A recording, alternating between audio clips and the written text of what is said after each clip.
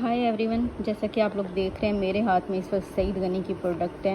ये है रेटिनॉइल night serum, जिसको आप अपने फेस को साफ़ करने के लिए यूज़ कर सकते हैं। मतलब कि ये है कि आपके जो है रिंकल्स हैं जो कि आँखों की साइड पे हो जाते हैं या कहीं पे, उनके लिए बहुत ज़रूरी है। रेटिनॉइल एक ऐसा प्रोडक्ट है जो कि खुद ब खुद हमारी बॉडी इसको प्रोड्यूस नहीं करती, इसलिए रेटिनॉइल हमें ही किसी न किसी तरीके से अपनी बॉडी को देना होता है।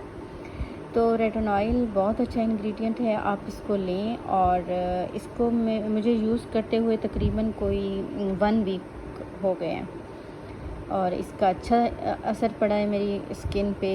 स्किन मेरी प्लम्पी फील होती है और इसकी आप क्वांटिटी भी देख रहे हैं, अच्छी खासी क्वांटिटी है। और सईद गनी की प्रोडक्ट वैसे भी हम लोग पसंद भी करते हैं, अच्छी होती हैं और ये अच्छी है।